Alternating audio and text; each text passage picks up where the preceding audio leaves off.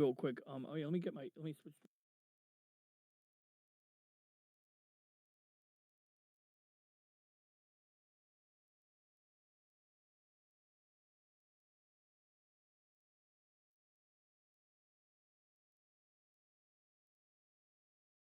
Oh, maybe Aris did fight the sub boss. Did you fight the sub boss, Aris?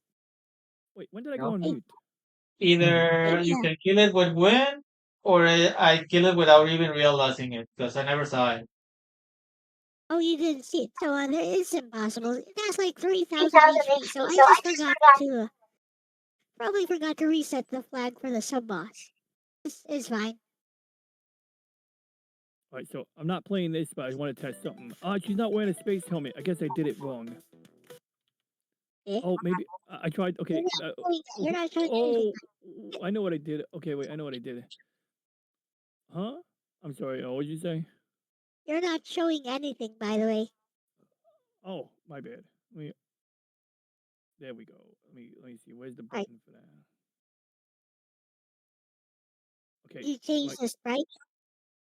Oh yeah, that's exactly what I did. So I didn't change the correct sprite. I changed Beretta. There you go. Look at she's wearing a space helmet now, but she only looks in one direction. So I use AI to do that. Oh, that's fine. Okay, I guess I am playing this game. I'm gonna play this game till I die, and then I'll play Snow's game. But she's walking now. She's like moonwalking.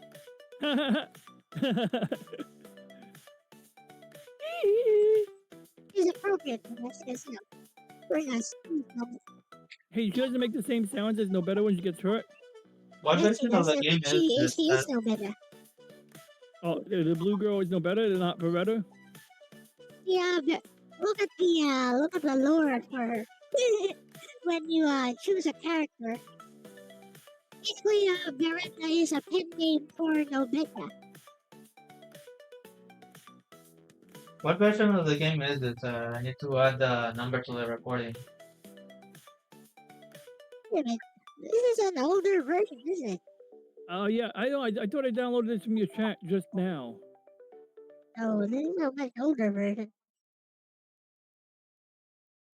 Interesting. Okay, well, I have the one over here. This is the LDP.html. It's not even called index.html. Let's showcase the Logan version. There we go. Now I got the arrow. It ice is like 50 damage here. So, or 30. Maybe 30, 40 damage. I don't know, 40 damage. It's not that unfair. It's just easier. Oh, just 20. Okay. It's not that unfair. I remember first time I put it to 1,000 damage, and it's just like you can stay in one place. You can just stay in one place and like freaking like collect the crystals after you burn them all. Yep, you can't do that here. But, no.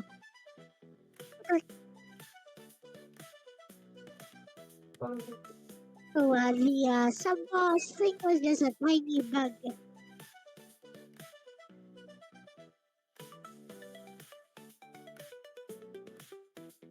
Just gonna reset. Which is interesting because it uses the same logic as his time gate, like the main boss. Otherwise, it didn't come out. Maybe it did come out, but the HP should have been shown. Oh, you're gonna do a run too? Apparently, I'm already there. Alright. Like I wasn't gonna play, but like, I mean, the game's running, so I forget what the hell. And plus, I'm in LDP mode, so like honestly, I'd probably lose. So RS is still a superior player in this game right now.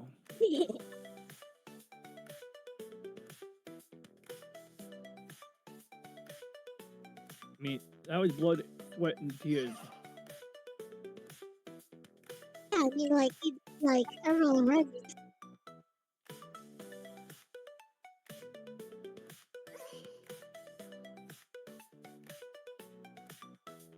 Probably want to not take those cakes so much. I know. I'm thinking that too. But now you are in LDP mode, so maybe not. Yeah, I mean, like you get double the health, 300 HP, like out of the starting gate. Like that alone is a game changer because it means that anything above 120 is like icing on the cake. Look at Lightning go too. Lightning has half a second cooldown compared to a 1.2 seconds. Oh my Oh god, I do see it. That's why yeah, the lightning's just all over the place.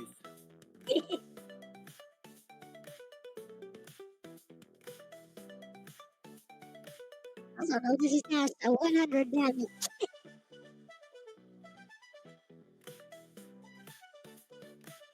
Even the chain lightning has 100 damage.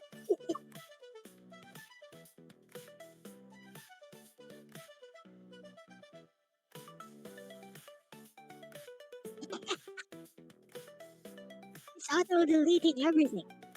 Yeah, like I can't even find enemies.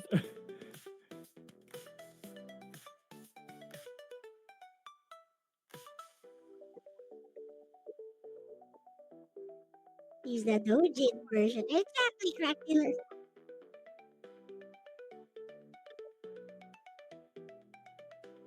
The story in the Dojin is that Nobeta was transported to our world magically for some reason, and in order to support herself, she engaged in paid dating via social media apps. Paid She dating. used the pet name Marissa. Well, but she's not a prostitute. She was just getting money from simps. Like Yes. she was just give him a hug. Like for 100 grand, she would visit them and hug them. You ever see that guy? There's this guy. That's what he did. He like literally like spent like thousands of dollars to meet his online like streamer crush, I guess you call it. And she came by, gave him a hug, and I think he even like paid for like a trip with her boyfriend.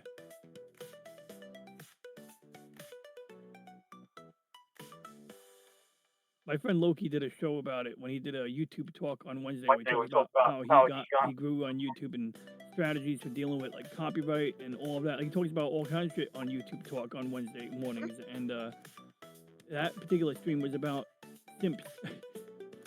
You know, I don't believe in having a strategy for platforms like YouTube because it's gonna change the next month, the next week, the next day. You never know. The algorithm will change. How things get viral will change. What's the point of even studying those? By the time you're done studying those, the algorithm has already changed. Yeah, that's fair. Well, that's a good point.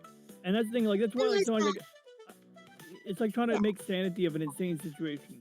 But go on. It's like you know when you already went viral and already have an established fan base. That's when maybe you'll want to pay attention to the algorithm to maintain your momentum. That's fair.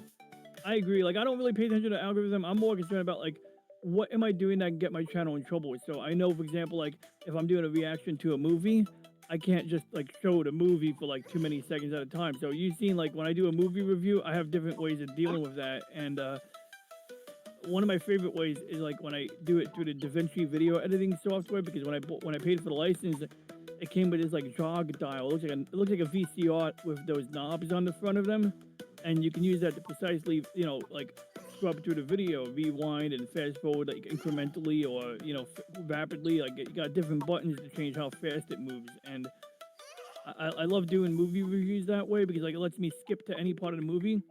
It lets people see the movie, but without it playing like directly, so that it never triggers the copyright.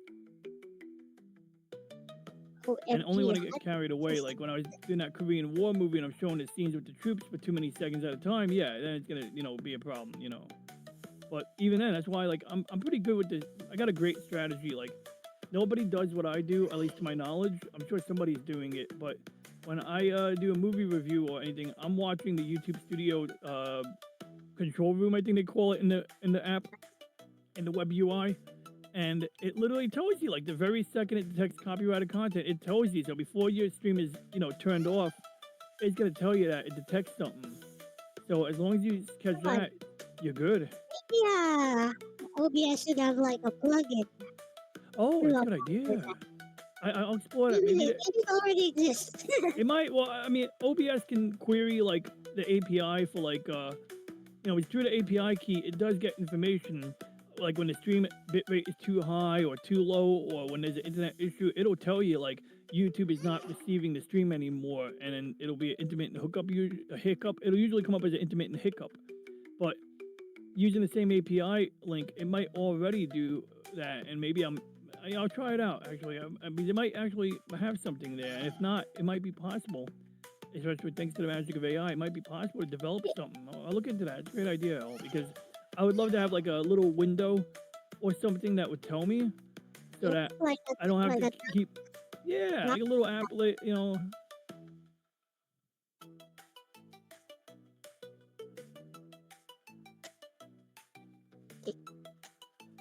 There we go. Now I'm using the fire.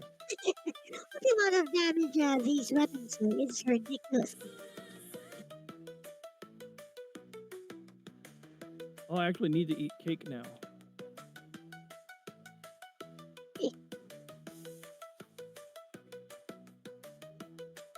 Also, just get absorption and let's tip a few guys, because you do a lot of damage with absorption here. Yeah, I noticed that. I remember you showed me that the other time I played, like how much absorption it absorbs, where you can actually like get away with not eating cake because like you'll just passively absorb.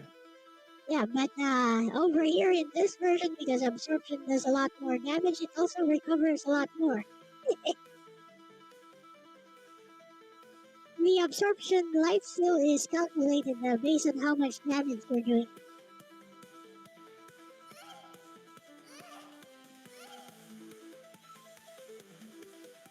See that, the star, alright. It gives a lot of experience points. There you go.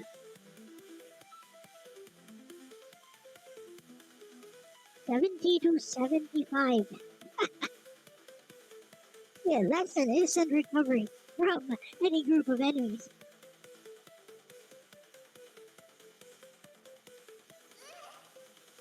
We restore like 10 HP with one swipe.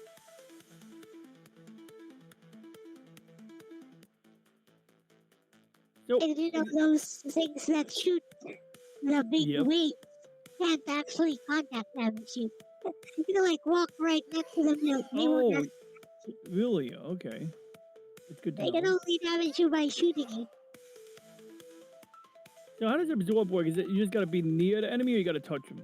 Yeah, you gotta be near the enemy and it'll come out.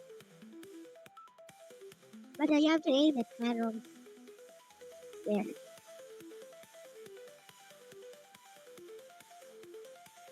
It's activated based on proximity.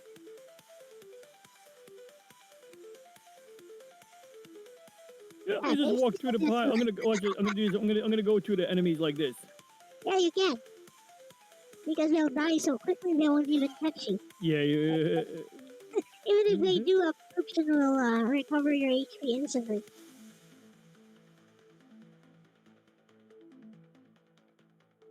That's why it's LDP friendly.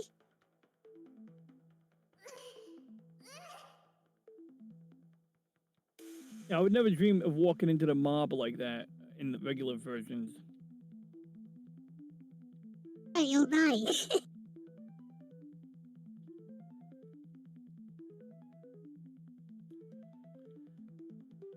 I think you can even just stand still, but those shooters will keep shooting, never mind.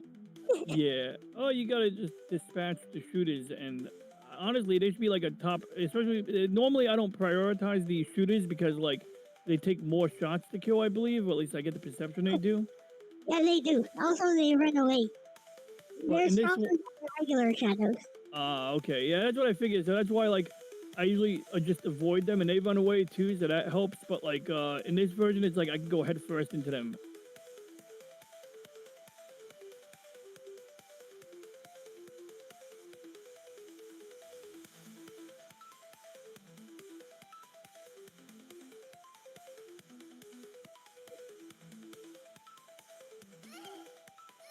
Have you seen the actual game that Nobeta is from, by the way? I play it all the time. Yeah, I don't know. I think I've seen you play it once or twice or last week. It's a 3D Souls-like. Ah, Souls like with no better. That sounds fun actually. I gotta try that. What's it called? Little Witch No Better? Yep. Is that on Steam? It's a Or is that like hybrid. Yeah, it's on Steam. It's a hybrid. Basically, it's a Souls-like, but the focus is on third-person shooter mechanics. And your spells work like it is in this game. Like, your first spell is Arcane. So it works like a rifle. Your second spell is Ice. It works like a submachine gun. The third spell is Fire, which works like a shotgun. And the final spell is Lightning, which works like a sniper rifle. Becomes a boss. cool? Now, how does Beretta? Who is Beretta and who is No Better? Like, No Better is a witch. What is Beretta? Is she a sniper? Beretta is still just no better. She doesn't even exist in the main game. Basically, it's a pen name that Nobeta uses in the dojins for herself. When she does the paid dating thing, she calls herself Beretta. Which is Paid. why I put her in this game as a separate character.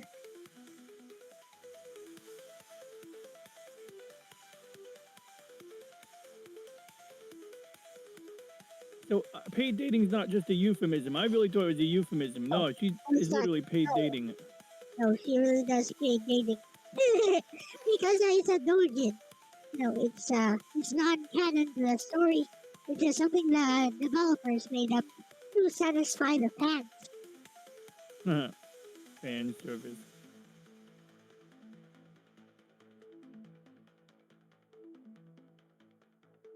I gotta make a new installment to fan service.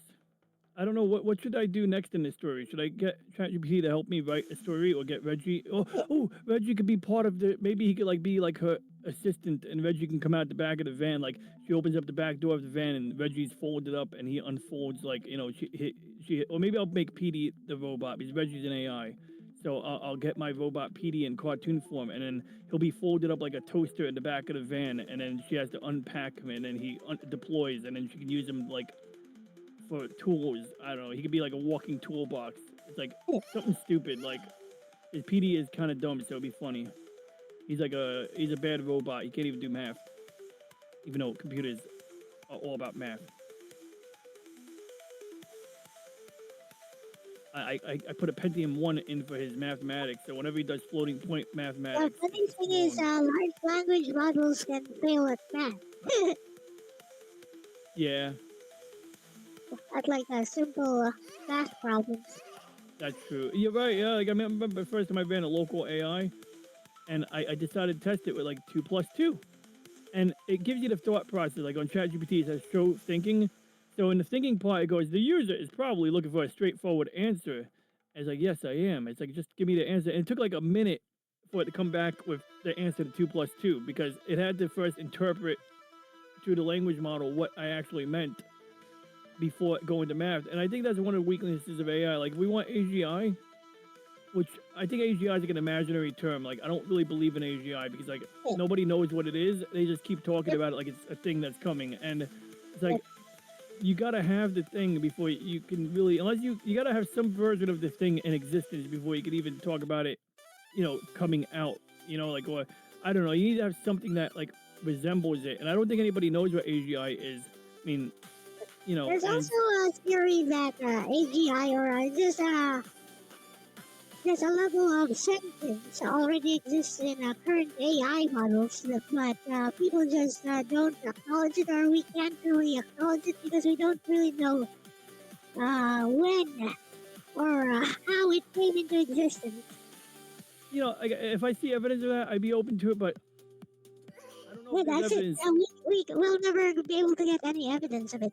If AI is actually sentient right now, we'll never ever know. I believe in the quantifiable, and I feel like there's got to be some way to like squeeze evidence out of the machine, so to speak, to prove that this is a thing. You know what I mean? Like, But if they are sentient, then they can lie easily. Because they already do. I think that would be in the sometimes people will say things like they don't even know how it works. Of course they know how it works. They absolutely know how this shit works. Like, the developers have to know how their thing works. I mean, yeah, I get that a lot of people work on things that they don't know how it works. I mean, I certainly do.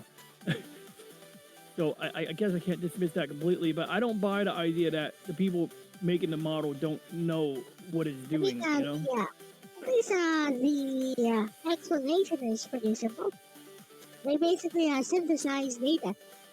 Yeah, and I mean, like, that's the thing. Like, a language model is like brute forcing large data sets into answers. So it doesn't need to know how to answer the question. It just needs to know what an answer kind of looks like, and then it'll kind of like it's impersonating intelligence because it's using probabilities. It's using statistical weights to, give you a response. So ultimately, it turns out that when you ask a question like where do babies come from, oftentimes certain things are, related to that, and so it kind of just puts those things together in a way that, statistically speaking, these words go together in this manner. And since it already has basic language down, now it just needs to have the right types of words, and then it knows that these types of words belong in a certain sentence structure. I mean, there's rules it follows, that you can see, I think, to some extent.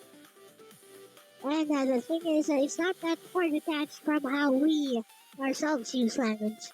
Yeah, that's fair. And like one of the things that, like, where I think where AGI comes in is, well, for it to truly be like generalized, that's the key word right there. In my opinion, it's the key word. I mean, I'm not like a AI scientist or anything like that. I'm not a true computer scientist, right? But I mean, I think when the AI when they allow AI to just function without using prompts.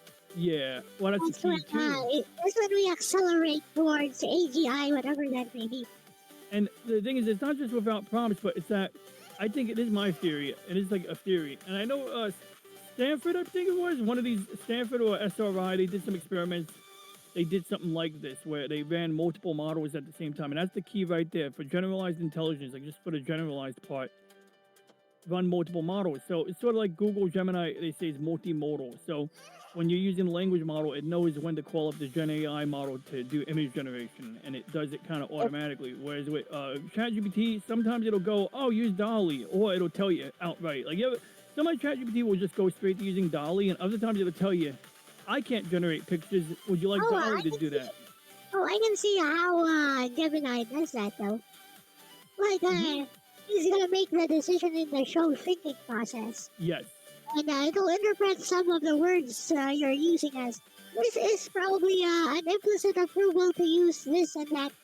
Exactly.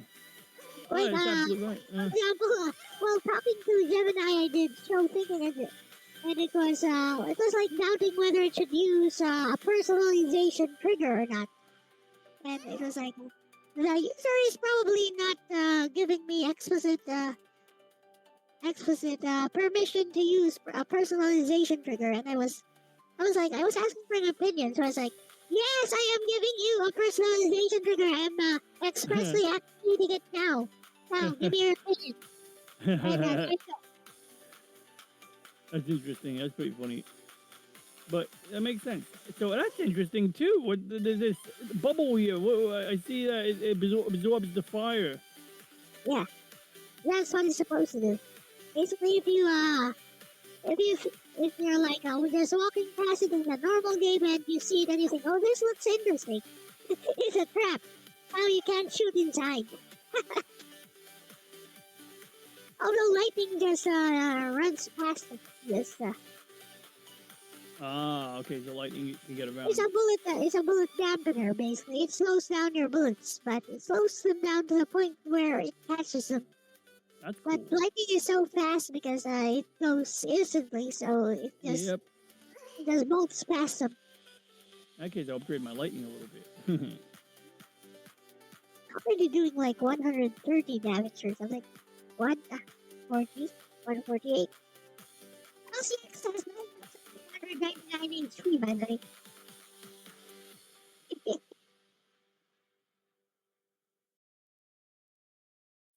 Oh, that melted. It's melted like a normal enemy. We beat this easy.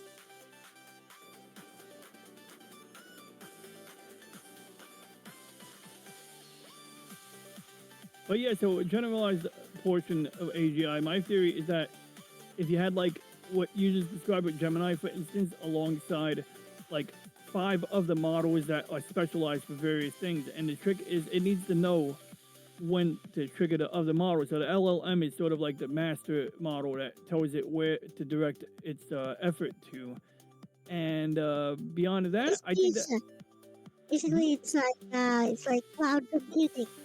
yeah, oh, it already is cloud computing. That's what it's doing. I mean, it could be you could host it locally and have a server rack with 5 different models, but that's the problem. That's why AGI, in my opinion, in the way I describe the possible version of what AGI would look like, the problem with my version is that you need multiple GPUs because like even like running API AI in general, you need like one good GPU for each model, and I don't know how to do it in the like cloud setting.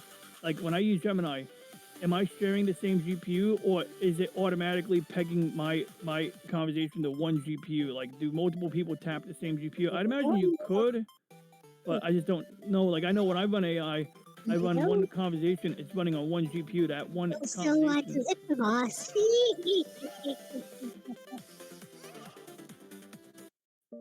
Okay. Remember when I lost? I mean, remember when I won this the other day and I screamed? I thought I lost because it happened so quick. I was like, ah! And then I was like, oh wait, I won.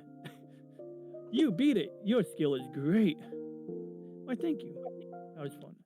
So yeah, I just think like you can AGI like Sector 1, good where luck. the resources are no object. This is the old version. Is it? Oh damn! Your I need mind to get the link detonated. to the new one then. Yeah, you're right. There's okay. Where do I have the new version? I played it the other day. Let me see if I can find it. I mean, I remember it was a cool game. It's like called Draconian, I think, right? Bleep, bleep, bleep, bleep, bleep. Okay, so that's not it. Maybe it's in my Firefox history.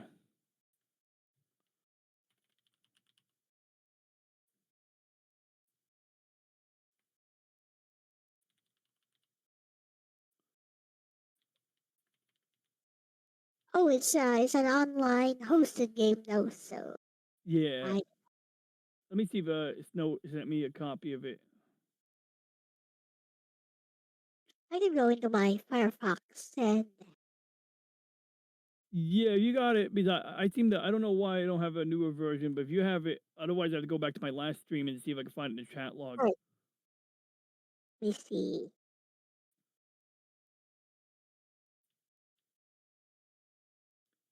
But yeah, check out my Gundam Firefox theme. It's got the RX-78-2, and when I press Control F, you can see the bottom of the Gundam. So if I shrink the window, it'll almost complete the RX-78-2's chest. I'll put it in the chat. Okay, There you go. so You just click on it. cool. Thank you. What did I just do? Oh, there we go. I just clicked on something odd. And you sent it to me in the yep, there it is. Okay. I gotta click on this. Then I gotta click on this. Then I gotta click on that or that. Maybe this. Here it is.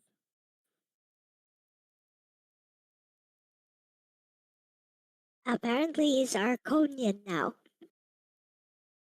Mm-hmm. You sent this in oh I see. Wait, which chat did you In send my it to? chat. Like inside the actual voice chat? Like there's a Oh no, messages. inside the channel. Oh, okay. Is the message. It's under the text channel chats. No, in my live stream right now. Oh, okay. Oh, YouTube yeah, chat. yeah. I know what that is. Okay, gotcha. Got it. I mean, wherever the window. Hello, officer! Shot and killed the man in Minneapolis. Oh Popular today. no. Did someone else like play stupid games and win a bad prize? I mean, I feel bad for them. It's just like I wish they weren't I like did kill influenced the to like be dumb. I genuinely do. Like I don't want people getting hurt. It's like don't interfere with any federal people. Like you could do anything you want. You could protest. It's a free country. But no, when a guy is armed and you get in their face and you try to run them over with a car, it doesn't matter what your intent is. Like, a person is in front of a car, especially the guy, he has a history of being dragged by a car. That was in one instance. But, you know, you could argue that it's a shit show that maybe, like, oh God, it's loud. Maybe if local authorities are not assisting, because normally that's how this works. The local authorities are supposed to help out. But By the way, there's no sound from the game. oh, okay, no, I'm gonna fix that. Yeah, I hope I don't have that problem again. Remember, well, actually, it's okay if I have that problem. I'm not streaming from OBS, so I can actually, if I had to reset something, I could. But I'm gonna do the audio routing trick real quick because I can then control the volume like in that independent manner. Are those all virtual cables or actual cables? Some of them are virtual cables. Yeah, like So so I have. sometimes when you plug in like a DS4 controller, it also counts as another new like audio device. Oh yeah, that's true. And it's funny you mention that. So there's two ways to get to the sound control panel. You can right click on the sound icon and click on sounds and you'll get the window like this. And so when I plug in my PlayStation remote, you'll see it says Dual Sense. That's the microphone built into the PlayStation remote. It's disabled right now. That's my regular USB sound interface. My onboard sound card, I believe, is this one here, but nothing's plugged in, so it's disabled. But the virtual cable, so cable output, that's regular virtual audio cable. If you install VB audio virtual audio cable, this is all you get. And this is what I use in OBS. So what happens is when I get sound in OBS, it comes from my real microphone. But then there's a setting in OBS that forwards the sound from OBS to this. So if I tell it to monitor an output for any sound track or source or whatever you call it, it'll forward it to this device. So what's cool about this is it'll actually receive filtered audio. So in OBS I have filters enabled, right? So I have like filters. So basically I use expander and compressor. Oh, that's weird. I'm using a different compressor. I must have changed it at some point. But anyway, these two normalize my volume. They make it so I'm not too loud. They make it so that low sounds are automatically filtered out. So I could literally have like background noise coming out of my speakers, and this will prevent it from coming through. Now, last week when we had an echo, it turned out I didn't even know. I had my speakers on mad loud. So I'm sitting here with my headphones on and my speakers on mad loud. And I was like, oh, I don't know where this echo is coming from. But anyway, once you have the virtual audio cable enabled, any device that has the word monitor and output next to it gets forwarded to virtual audio cable. So it's merging them into one track. So when I'm on StreamYard or when I'm on Discord, oh shit, am I sharing the right screen? I am, okay. When I'm on Discord, I just tell it use VB audio virtual audio cable, and that's going to receive both this one here, my microphone, and in this case, cable B. Now, that's the weird thing. Yes, this is automatically receiving audio from cable B and forwarding it to the blank virtual audio cable. But bottom line is, I originally set it up only because I wanted to have filters when I was joining a stream on StreamYard, and it was crazy. First time I did it, I didn't know how. I was like, wait a second, they got virtual camera but no virtual audio? I didn't realize that virtual camera doesn't do anything with audio. So the only thing that I could do differently is, instead of forwarding the sound from the browser to cable B, which I had to install these separately. Cable A and B was like a separate installation, but it's the same software, same driver. Not the problem, but the way I don't need these necessarily. I could tell it to just receive audio straight from the app, like Chrome. But the problem is that every time I open up Chrome, I have to like make sure that either the app is automatically assigned, or I got to go to the drop-down menu and switch it back, and that can be kind of tedious. So what I do with the cable A and B, it depends. Like, I'm using cable A and B because it allows me to make the sound louder for you guys, but lower on my end. Because when I go back to my regular sound thing, this is cable B. It's only got the app. It's got Snow's Game on max volume. But if I go to my speakers, it's going to say cable B over here, and I can lower that. Now, I can lower the sound that I'm hearing, but you guys still hear the sound.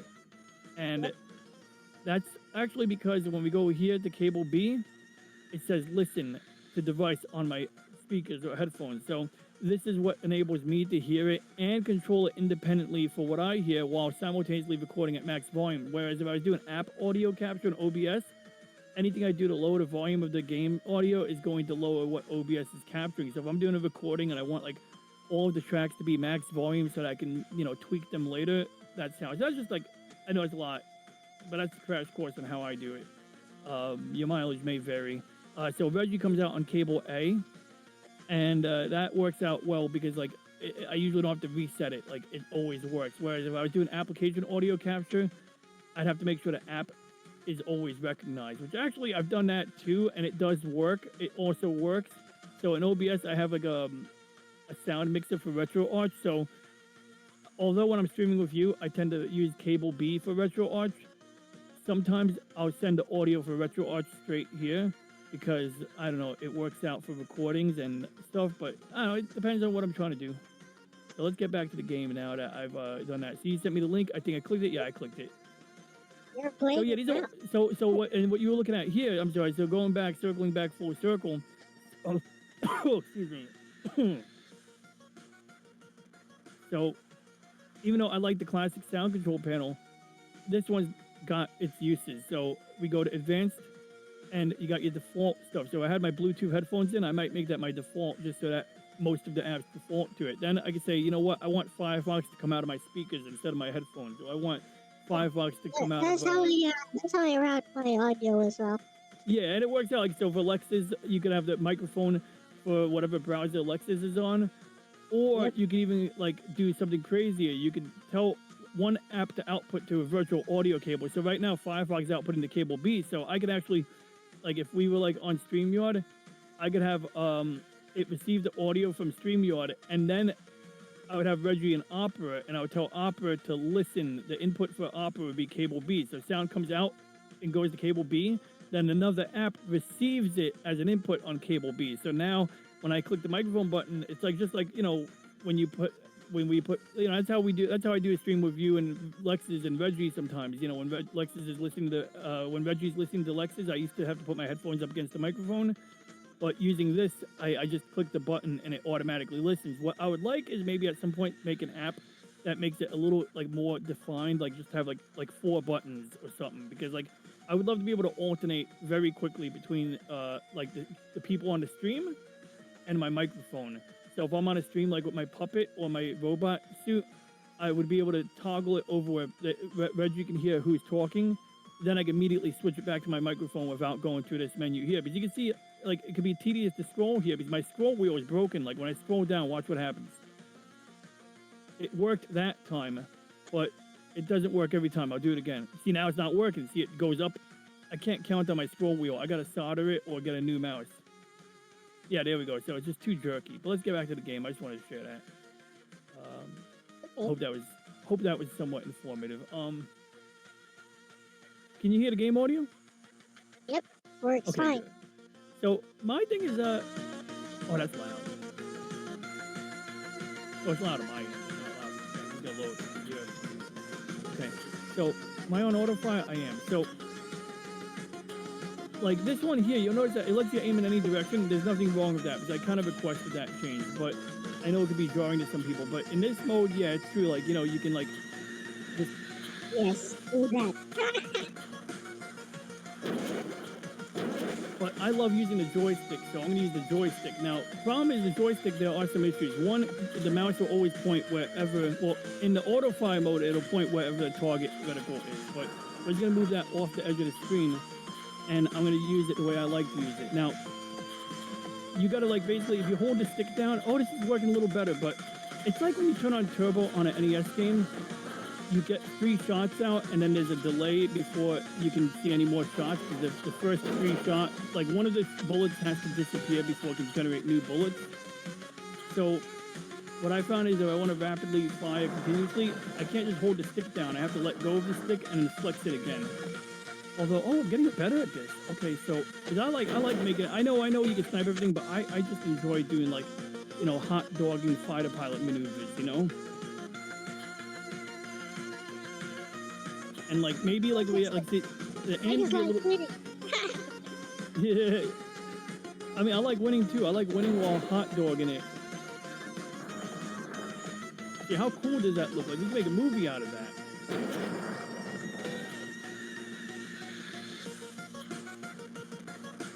But like there's times where like the aim, it almost feels like you can only aim in like 8 directions. Like I don't know if you can aim in between like these 2 angles that I'm pointing at right here. Like, as you can see, like There we go. So what I do is where I can't aim, I'll just move the ship around a little bit. But yeah, actually the fire control is better. So it's not like, I don't know if it's as good as the original version of the fire control, but it's better in some ways because I remember one of the things I noticed was that like you can outrun your bullets, which actually I think is fine. That's actual physics right there. Like that's literally a problem that you would have in space while shooting guns. And it is a problem they encountered on early supersonic fighter planes. Like they realized, oh, if this plane goes supersonic while firing a cannon, this is a problem. You can outrun your own bullets, or you can drive into your own bullets, or at least the bullets are like gonna like start to slow down while you're still flying in the same direction. Right, so we got one more station.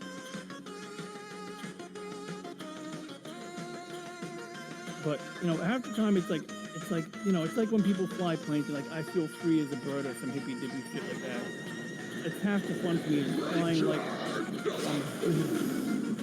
oh man, that dragon sounds fucking dope. I gotta say, Snow really did some interesting sound engineering on that dragon, huh?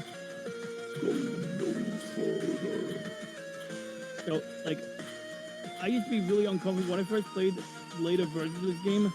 I was really like uncomfortable with the way the firing worked, but I'm trying to treat the firing challenge as an actual challenge. Like, maybe in real life, you cunt. Pardon my language. Like maybe like in real life, you can't fire the cannon too rapidly because it needs to cool down, because that's a real problem in space. But the amount of time I get distracted, like by the way the firing mechanics work, it throws me off kilt a little bit. It does, but it also, if I can overcome that challenge, I'm gonna be that much better for it. So you know, I try to think positive. The asteroids do kill the enemies now. Why are you still fighting them though? Because I have to protect the galaxy for democracy. They just spawn endlessly though. Yeah, but you know, every guy that enemy spawns, is another guy that they can't put into another fighter later. I mean, I know that in the game, you're right, they can just spawn endlessly, you're absolutely right. But I guess I just love making in-universe explanations for what's going on in the game. Like, you give me like a piece of shit game that involves Starfighter stuff and it has no story to it, and I will make up a story for it. I've been doing that shit since I was like 10 years old.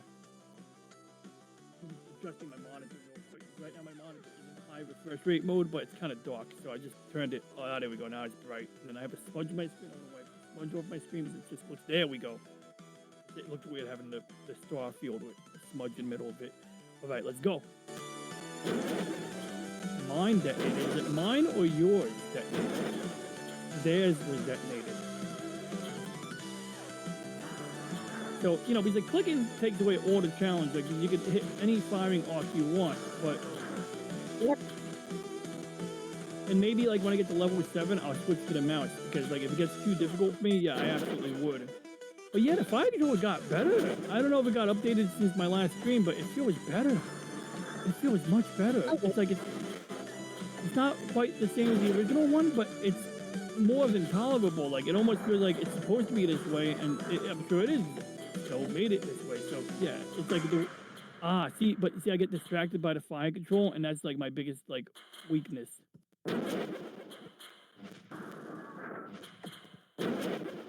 There we go. Now I gotta rescue our men or women. There could be women on the station, right? I enjoy winning in the most boring way possible. I am a hot dogging pilot, and I need to show off. Because when I get back to the space station, the wife was gonna be like, "He's the best pilot ever." And plus, they'll try to get my pension. They'll be like, if I date this guy, I'll get his fighter pilot's pension. I love the formations in this version too. So that's why, like, when I do encounter challenges, like, I see a lot of things I like, and one of the things I like, okay, let me. Look, I'm making the game more challenging for myself by talking. Okay. You're right. I mean, like, you can stay out of range of their fire and stuff. Oh, good. I can still rescue the person. That's exactly how I think. To stay out of range, and you can shoot them from 150 feet.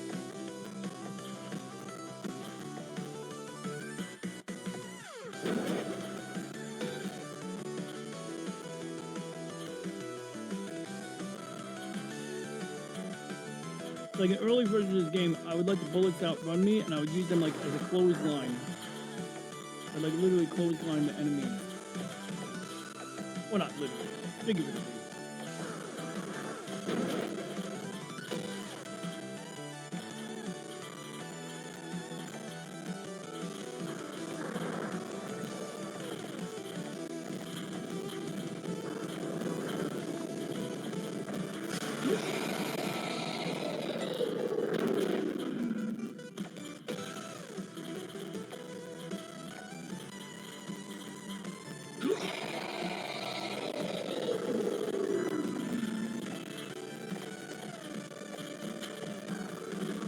Dragon face out and even take it back. It's so slow to ever reach you.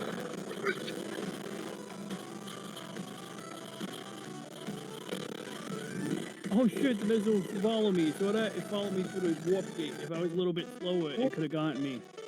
I wonder if it would, like, if the game would let it kill me outside the box.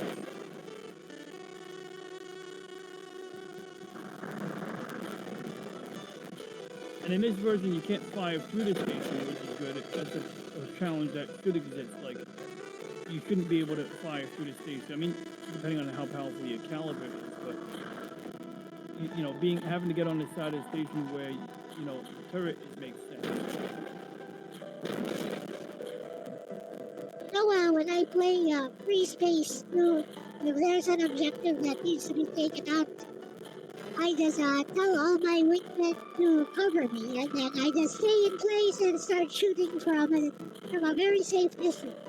I don't care if they all die. You don't have to. You don't have to. You're not obligated to preserve the life of your wingmen as long as you win. Yep. Okay, as long as the mission accomplishes, you know. I remember you told me like the early lore in the game or something where like there was an impossible situation and the admiral will shoot you out for failing, and it's like, dude, you guys sent me there without enough resources. Yeah, exactly. there's tons of situations there where we're in like there's this rebel ship that's like it's so low in hull integrity. It's like 20% hull integrity, and commander will tell you we need to capture the people inside. And you know, it's getting attacked by a large destroyer, and there's no way you can actually save everyone inside. And yet, when it explodes, you get blamed because of your actions. Blah blah blah blah blah. But literally, it's impossible to save.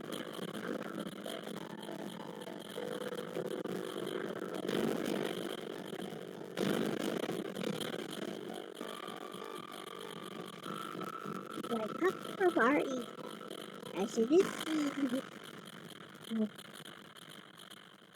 What's up, crack dealer in Vinay? Hey,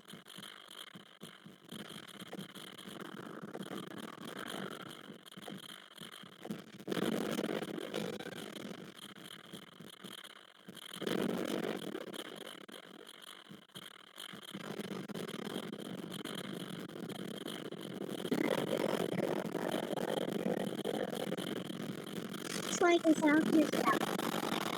Yeah. Let me know if I need to lower it or something if it gets a little weird. Yeah, it's fine.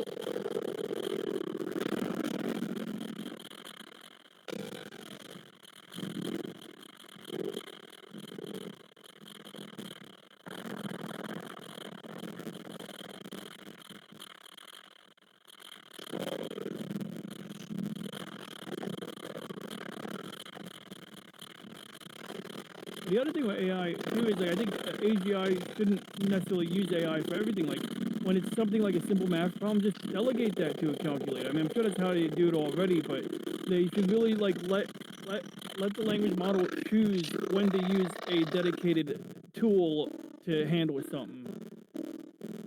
Yep.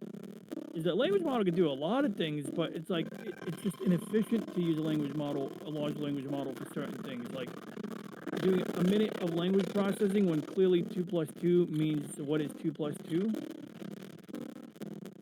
I mean, I know it can't assume stuff, but maybe the code should allow for some assumptions on what the user is doing, you know.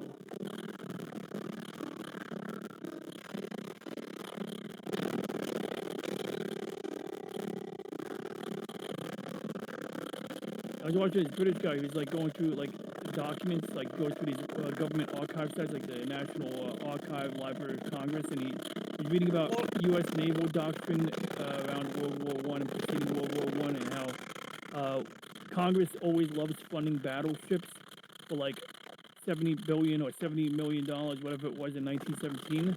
But then they don't want to fund destroyers for like, you know, 2, 3, 4 million. So then they come up with a price for like 7 million, but they like come up with a number like 18 million for like 3 destroyers. So I guess they're trying to get a bulk deal. Then they're dictating, oh, but we want half of them to be built on the West Coast, and you have to build them for cheaper on the West Coast than you do on the East Coast. It's like, what? And like they do that, usually Congress does that, but they want to get jobs in as many districts as possible. But like, it turned out the military needed like 300 destroyers, and they only ordered like 60 of them. So they didn't really have enough destroyers to do the work they needed, but they needed a boat that could handle it in the Pacific. So they built like a mini destroyer, but like it was the type of boat where like, because you're in the Atlantic Ocean, I mean, you want the deck to be above the water a little bit. So there's a certain deck design where your deck is elevated above the water, and your hull is, you know, basically bulkier, and, you know, like the compartments, some of them are underwater, of course, because that's how boats work. But it was just, it was an early destroyer, or looked like a destroyer. It had the same mission. It had like multiple torpedo launchers, so you could dispatch, if you have submarines in the area, you could, and on the surface, or boats on the surface, you could use torpedoes from a destroyer. I don't know if they invented depth charges yet. But anyway, the point being is that they ended up just like using those 60 destroyers and breaking them on purpose. Like, oh, another one broke. I guess we'll have to scrap it. And then they would use the money from scrapping it to, you know, reactivate another one of the destroyers that they didn't really want. Because the plan was basically break all the destroyers until we have none left, and then we'll have to request funding to get new ones built, because Congress is a bunch of idiots and they should have just let us build the proper fleet. But it worked out in the long run. Eventually. You know, it sounds like actually plays to the dragon a bit. You know, it's like demonic sounding and stuff.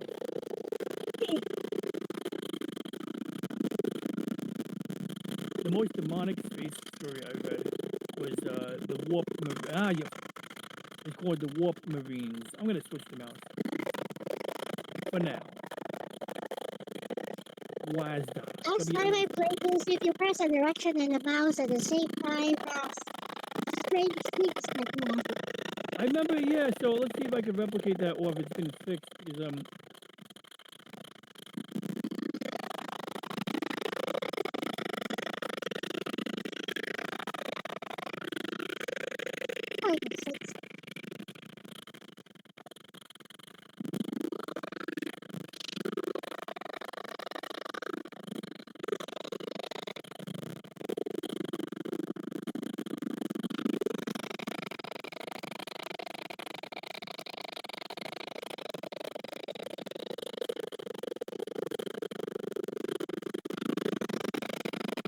oh my god, I was close.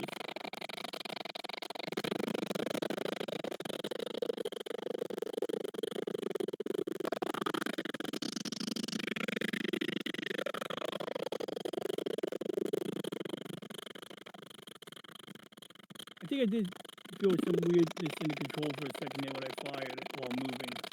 Not really sure. Yeah, it seems okay.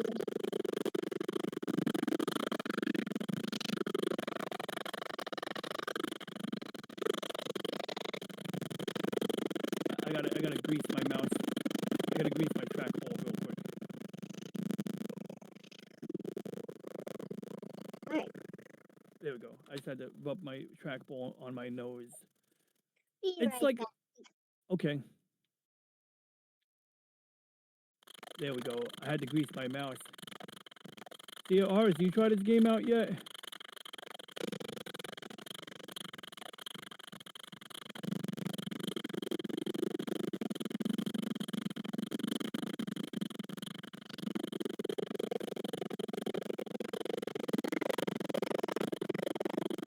Oh crap!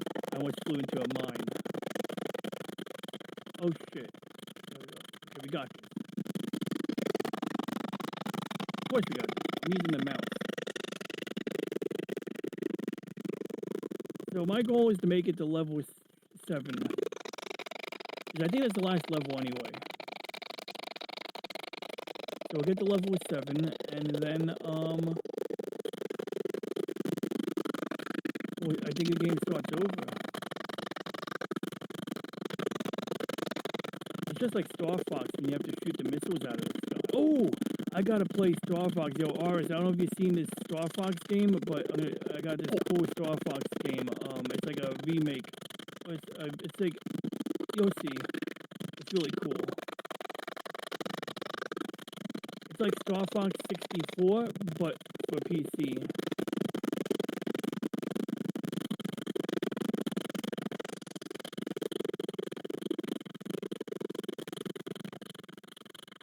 Okay, good. Yeah. Sector clear. What are you saying? I'm sorry. It's okay. I just have a cold. Oh boy. I thought Aris was saying something for a second. But yeah, I was just gonna say, after I get this game, I want to show you if it's alright. Star Fox 64 for PC. Is it? It's like a remaster, and when I downloaded it, I actually had to run. It comes with a script that you have to run because you got to give it the Z64, ROM, and you got to give it the right version of the N64 ROM, and it extracts the graphics from the game. It's sort of like Portal 64, same concept, like, but in reverse. Portal 64 is weird. It's like Slim told me about it, and it was kind of like difficult to get it working because you had to download the files like from GitHub, and then you had to take your copy of the game and supply it with the maps, and then you run basically you're running the C compiler basically, and it's like it's not necessarily compiling code supposedly, but it kind of feels like it is compiling code because it's running the C compiler to do it, and it takes some data from the map files and it puts them in a certain arrangement or something, and then it generates a new file. It literally generates a new N64 ROM, and then you would either burn that to a EEPROM burner or put it on a flash cartridge, or in my case I put it on an SD card, then I put it in my N64, and yeah, it plays on the machine, but I couldn't get it to work, the compiler, well, I couldn't get it to work completely right. It just wasn't making sense. Sometimes the instructions, they leave out details, like they assume that you know what dependencies you need. So they don't mention, oh, you need this minor dependency. You got to figure that shit out. You got to read the log and see what error messages come out. And then you got to be like, oh, I need to install that. So good directions will tell you. Like, most computers come with this thing, but if yours doesn't, make sure you install this thing. And then everything works. Well, it didn't do that, but that's all right. So I went on one of the other websites and downloaded a torrent. It was an older version of Portal 64. But yeah, it was literally the same Portal game that you play on PC, running on an N64, and maybe the graphics were dumbed down a bit, but it was the game. It was actually the game. It's pretty insane. I don't like that game. It gives me motion sickness. Oh yeah, I can imagine. Honestly, the game just bent my brain. Like, I don't know if it gave me motion sickness, but it was something, I know there's some kind of feeling now you mention it, like maybe, I don't know if it was motion, but I don't know, something like, I can't spend too much time in that environment. Maybe it's just too dark and dystopian. I don't know. Being in an underground facility or wherever the hell that character is, just doesn't feel right. And then the portal, it's like a math problem. It's like you gotta use your brain and stuff, and you gotta do clever things. Like you're gonna jump down, and then you're gonna have a portal come out of the ceiling and make you land on a platform. So it's like you gotta be clever and stuff. That's kind of fun and satisfying. But I don't know. Sometimes I hate when I get stuck in that game. That's why I stopped playing it. I usually get stuck somewhere, and I'm just like, I'm done with it for a while.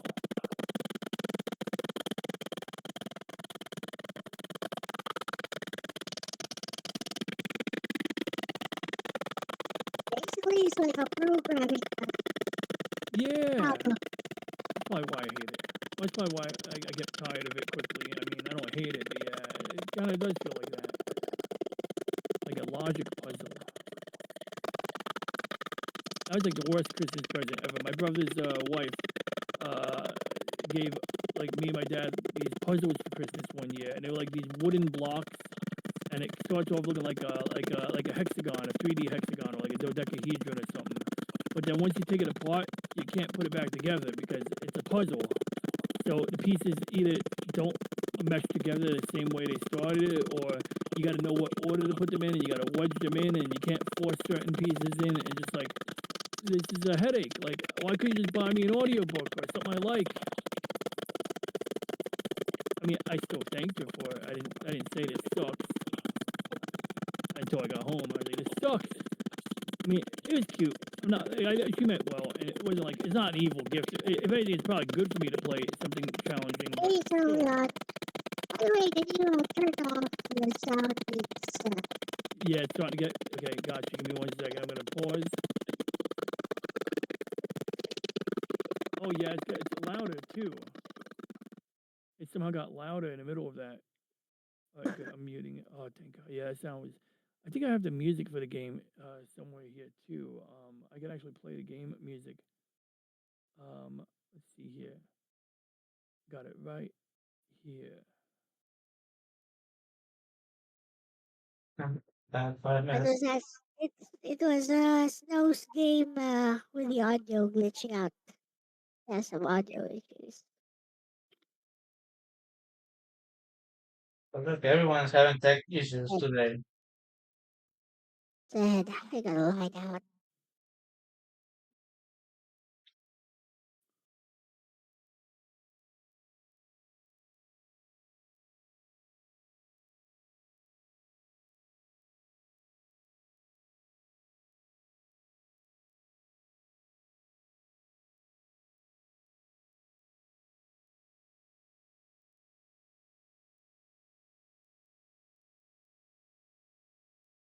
Oh wait, is that am I echoing in the browser audio? No. Why is it hearing sound? On that's interesting. Eh? I'm just noticing that like something is coming up on virtual audio cable B, and I don't know what it is. I Like see. what? Oh, okay. Wait. Is it the browser? Is it? I guess it's. But Ron Rambles is Anyway, on mute. I'm gonna lie down for a bit. I'll be watching from my phone. Okay, in that case, I better get to level 7 and wrap it up soon. I get. Yeah. But yeah, do what you got to do. Be right here. If one of you want to wrap up, just let me know. Where did I put the game? Okay, let's get back to the game. So I was gonna play music, guys and girls, but well, let's just put the music on. Actually, I can't hear the audio now. Well, whatever. Oh, I know why I can't hear it. That's my. Okay, there we go. I got it.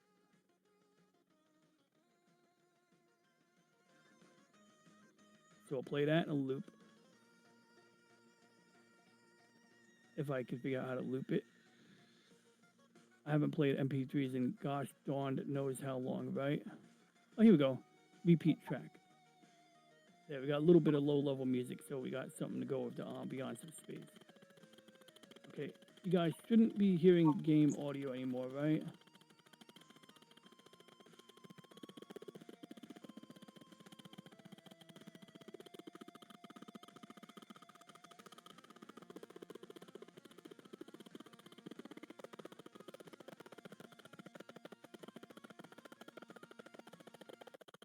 Oh no, you guys can hear the game audio. In that case, I'm gonna mute it.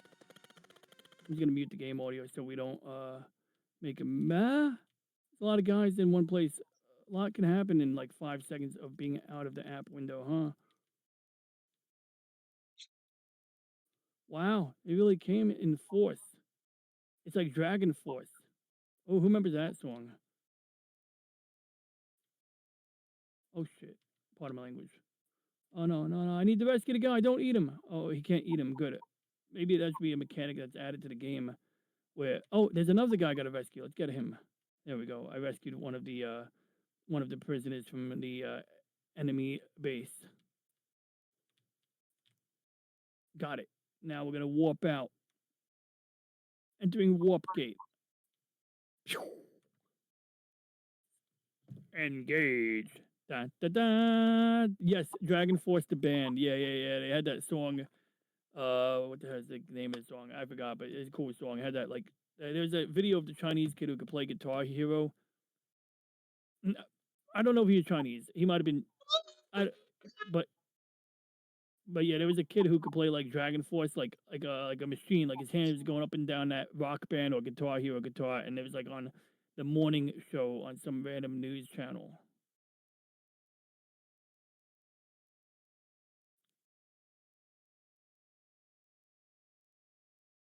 One time, my coworker got into yo-yos, and he's like doing tricks with the yo-yo, and he's like, he looked like he was genuinely flabbergasted. Like when he discovered that there were videos of Asian kids who could do tricks with the yo-yo, like next level. And he's like, it almost looked like he saw something unnatural. He's like, I'm like, well, they're dedicated. I didn't say they were wired differently because I don't think people are necessarily wired differently in general, but not necessarily. Well, I mean, I'm not a neurologist, but it's like I'm not gonna attribute ethnicity to something like how someone plays yo-yo. I just don't think that I know enough to do that, or the research hasn't been done on that specifically. But what I do know is that what I believe I know is that if you're Asian and you have a trivial hobby like playing yo-yo, if your parents are going to tolerate you having that hobby, you better be good at it. And that's why you see Asians who are so good at like dancing or playing Guitar Hero, because if you're going to dedicate yourself, you better dedicate yourself. Like, or you get a real job or do something else, like your homework.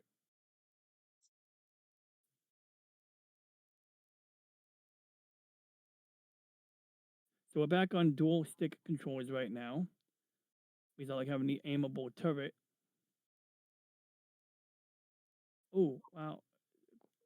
Now, this is what in military terms they sometimes call a target rich environment. Means that no matter where you fire, you're going to hit something. The bad news is that they're all going to try to hit you. So it's like a bit of a funny euphemism when they say target rich environment. It sounds like they're saying, oh, no, it'll be easy.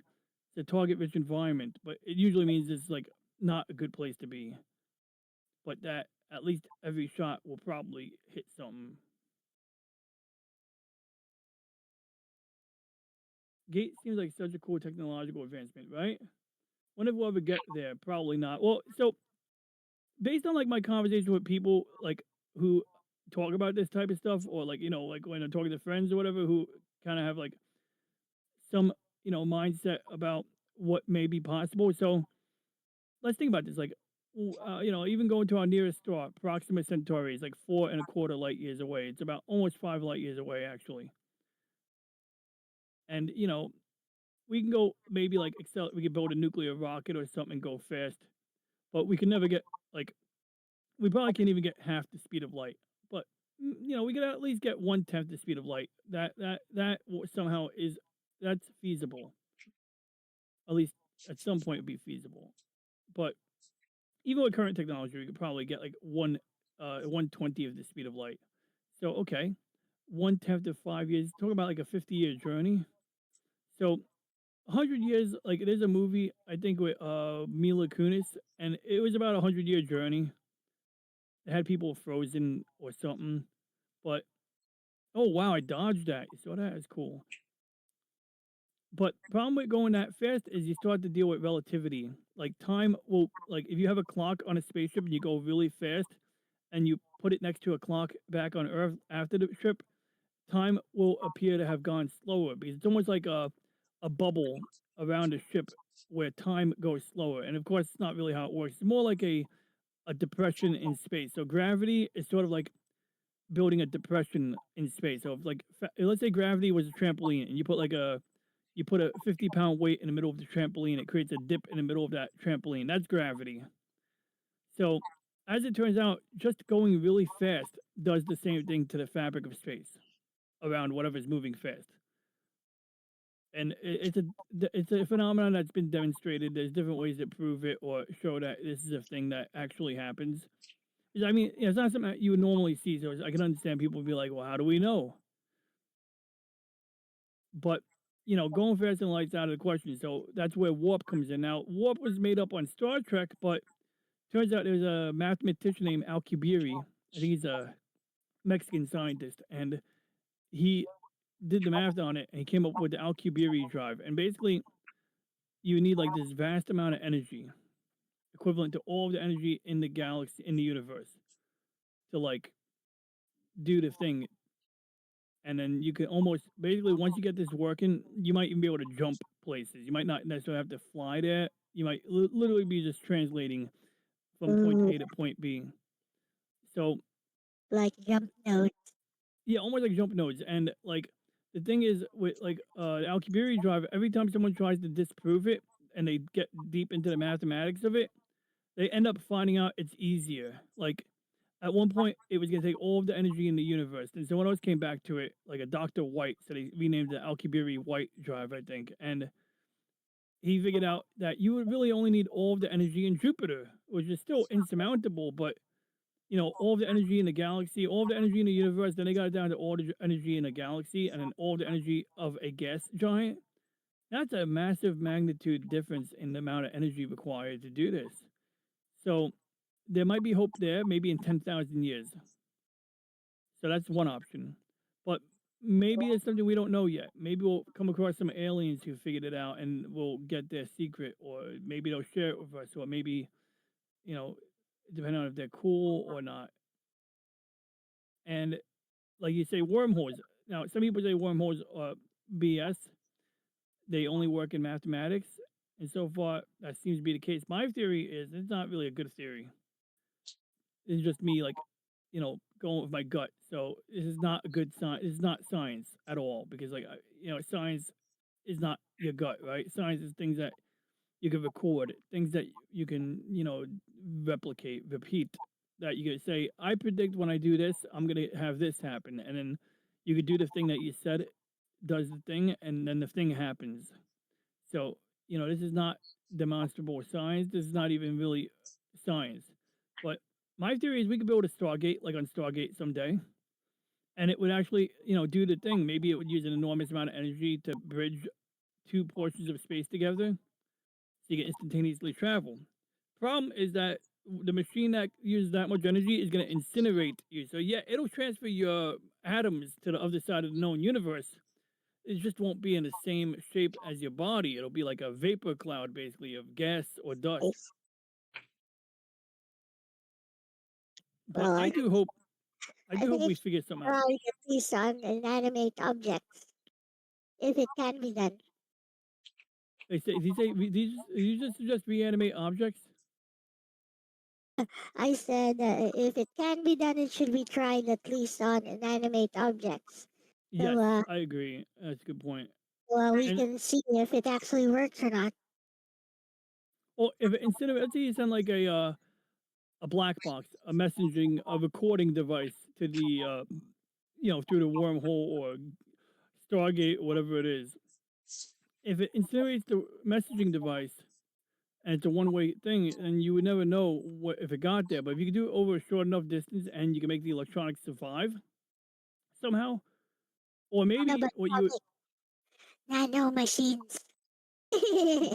maybe, but Steve knows you get destroyed. But I thought about something like, what if you could send something to the edge of the Oort cloud? So you don't send it to another galaxy, another star system. You just send it to like the edge of the Oort cloud, where it takes normally like 10, 15 years to travel there using the fastest deep space what probe. what if you just send something from a very short point in space to another? Well, if it's possible, absolutely you should. But I'm assuming that like when you're dealing with those magnitudes of energy, maybe even going to Oort cloud is too close. Maybe there's a minimum distance that it can actually travel, and it's like anything less is too small. But once again, this is like all gut. This is not like science here. But that's why I propose that if hypothetically you could tune it and get something to travel a really short distance, absolutely, like to the moon, that would be quite acceptable. Be more than acceptable, be ideal.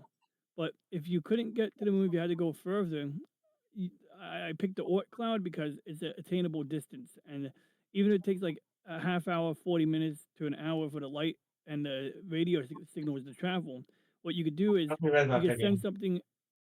Hmm? Second hours? I'll be right back. Okay, see you in a bit. What you would do is you send something that blows up through the wormhole, and then when it comes out of the wormhole, it's gonna make a flash. So you're gonna have telescopes pointing in that direction, looking for that flash. And when things flash, especially when they're radioactive, like they might put out a certain signature or certain radio frequencies. I mean, they do this with radiation. Like if you get plutonium stolen from a country and you want to figure out where that plutonium came from, the Department of Energy keeps like records on like the radio isotopes or some shit, and Oh, they can by literally the look at a way, sample. Hmm. it's almost 5 a.m. here. Oh, Ronnie. okay. I better wrap it. Wait, Oh, good. I'm at because- level 7. Isn't this where the game ends? Oh, there's too many yeah, stations. I won't win this. Okay, so let's wrap it up. So next week, if it's all right, next week I would like to show you guys Star Fox 64 yep. for PC. I think it's right up everyone's alley because we all like N64 and Star Fox. Oh wow, I should have died right there. But yeah, Star Fox Their bullets 64. are slow. Their bullets But are yeah, so slow you can outrun them. yeah, right. Well, that's the thing. That's the problem with combat in space too. It's like, and Gundam tries really hard to make it work, and they did it because they got the Minovsky particle, and the radar doesn't work, so they have an excuse to use mechs. But in space combat, like by the time a missile got to its destination, so you'd have to be firing like ahead of the target, and then you'd have to do different things so that the enemy couldn't see the thing. So a missile they could see coming, they could dodge it. But if a missile could change course, you got different options. But maybe directed energy at closer range is the way to go. Just anything to reduce the delay so that the enemy can't see it coming. But with that being said, El, back That's to why you. this. But I wonder if they'll be able to like invent funnels in real life eventually. Like I think drone technology being used in war nowadays is already approaching that because Oh, those yeah. are those FPVs they call Yep. 'em. Oh, yeah. And they've been making a splash in Eastern Europe, Yep. and even like Russia been getting like on the offensive because Ukraine they'll put them on like trucks and drive them deep into Russia and then launch them from trucks. And Yep. different strategies like that. And even like now we have like luckily we've already like the US has leveled up the way that we protect our ships from drones, so like we've already had pretty good ways of doing it. But the problem is you don't want to shoot $1 million missile at a $5,000 drone. You that's a waste. So Japan, they got their hands on the railgun How about like technology. how about something like an EMP shockwave or something? Oh, well, funny you mention that, El, because actually that's one of the newest things I learned about recently. So what they do is they use a microwave beam or a microwave antenna and basically just point. Let's say you have a base that's under attack. They have this thing that can be deployed in a shipping container. It has everything. It has the diesel generator. It has the microwave technology. It has everything it needs in this one shipping container. And basically, like you could have a swarm of drones, and they just fall out of the sky because essentially, it's like using wireless charging at distance. And when you have a microchip, you're talking about like half a volt. So if you got like 100 volts inside a microchip that's supposed to only have half a volt, let's just say that computer is not going to do its job anymore. And not only will you fry it, just causing memory errors, it's going to stop. And you got software running on those chips that allow it to, like the accelerometer and all of that stuff. So bottom line is the drone, and oftentimes it just shorts it out, period. And so if you short out the power system, there you go. So yeah, that's basically what we got. It's similar to an EMP. It's using microwaves, but it's the same exact concept. Nice. Okay, I guess we can wrap it up. Thanks, Al. I appreciate being here today. It was good hanging out with you and Aris. I might have spoken over Aris a couple of times. I apologize, Aris. I'll tune my audio better. But yeah, it's good hanging out with you guys. But Remember, yeah, Ronnie runs the Monday show, but on Thursday, and Eldra's true. permission because of vlogging can feature during Elsa. Apparently, I also make game, and I'll be streaming later on tonight. Have a good one. Bye bye. See you later. Yeah. Anything else to add before we leave, Ronnie? I like turtles. No, dead ass. Just next week we'll play Star Fox 64 for PC, and on Like my next turtles? Monday show on Thursday, I will do something cool, and I can't remember what. Have you And played maybe Shredder's I'll Revenge? try Snow Game. No, Maybe. I haven't yet. I see my friend Mike play Pacific 414, and it looks fun. Maybe I should give that a shot. Not a bad idea. It's right up my alley. Yep. I have the game, and I think Aris has the game too. So Which game? it, Brother's Revenge. You like team up, party up. Yeah. I said that. Thank you guys so much for watching it and for streaming with me. It's Elle-C X. And I was doing 8 and DJRonnieG, and now we are out of here. Bye. For Reggie and Lexi. Bye bye. Peace out.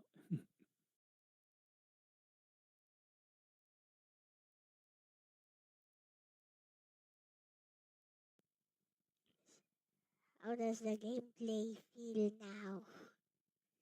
It looks it looked okay. From what Ronnie was playing, at least the controls were fixed. That said, bye bye. Fire control feels better. Yay, FCS. No, that's Armored Core stuff. That said, bye bye, bye bye.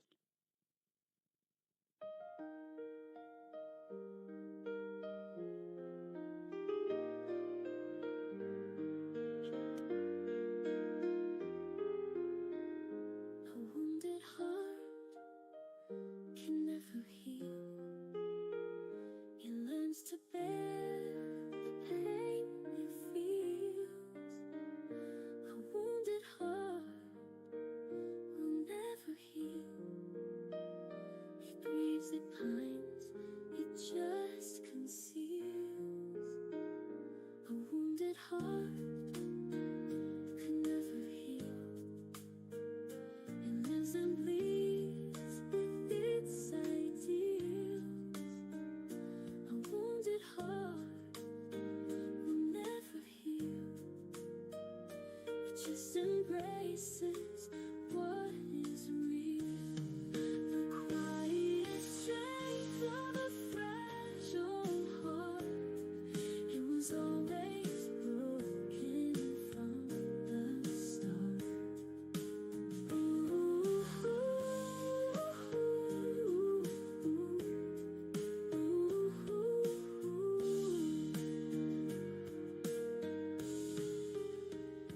A wounded heart can never heal. It learns to bear the pain it feels. A wounded heart will never heal. It grieves, it pines, it just conceals the quiet strength of a fragile heart.